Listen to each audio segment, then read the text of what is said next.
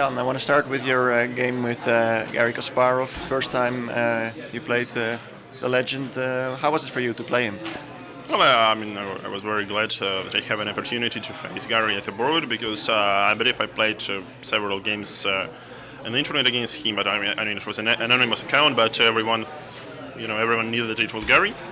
But it was like 10 years ago or something, and of course, when you meet such a great chess player, perhaps one of the greatest of all times. At abroad, it's a big challenge. It's also a big opportunity. And he went in for one of the topical ideas, early H4 against your system. I think you agree with others that he has come to St. Louis well prepared. Well, he clearly has something for every game, but I mean, this was really expected because I think he really he's willing to play good here and to score good, to score some games. But I know particularly this game, I mean, it was a little bit lucky opening for me because I have prepared all this stuff for white as well. But I mean, some few years ago, but it didn't came as a surprise, and I even played a game, I think Blitz against Nepomniachtchi with white in this system. And after A5, B2, B3, you had quite a long think. Was this the first moment you were out of your prep? Well, of course, I didn't remember any of my prep because I mean I had no idea that this line may occur. But I think I saw the right continuation, like the idea that A5 and A4. I mean, it's clever because White's key idea is to play B3, and if I have time to play A5 and A4, then okay, White little bit strange position because okay, it looks like two bishops, but both bishops are really passive, and I think it was the right way to play, just to play A5 and bishop E2, A4, and it looks very risky.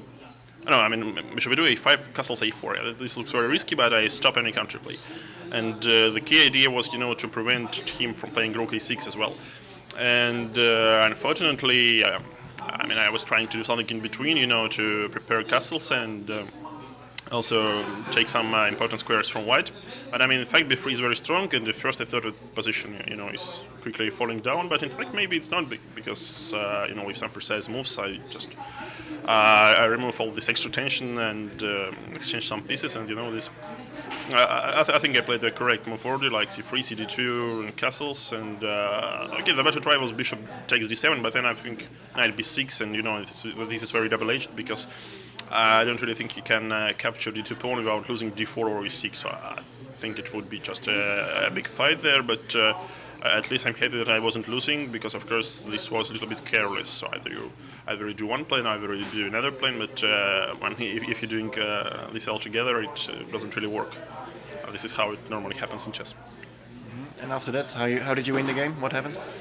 Well, I mean, it was after he took e7, it was, I think, an equal position.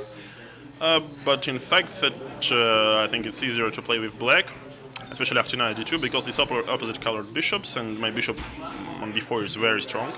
And the main thing that is bishop controls e1, so he cannot really fight for the e file. So that's why he needed to do all this, rook e2, and then h6 was another weakness.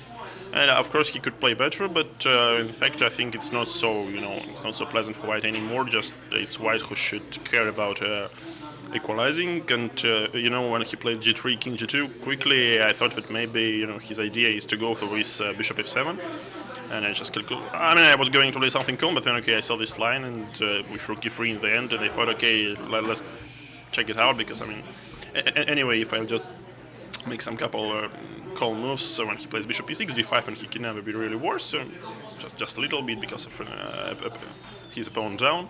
But I mean, in fact, after e4, okay, his king is a little bit exposed, and that was I think the best try to play for a win. And clearly this rook h1 and bishop f7 was a blunder. But in fact, I think it's already not so good for white. So it's it's not such an easy task.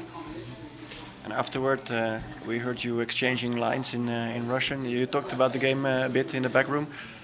Yeah, a little, because he claimed, that bishop takes d7 was almost winning or something. But optically, it could seem like this. Yeah, but so just discuss this key moment with b3 because, okay, of course, it's bishop e7 and a5 was the pair of moves which gave him some extra opportunities. And how do you feel about your other games so far, the whole tournament so far?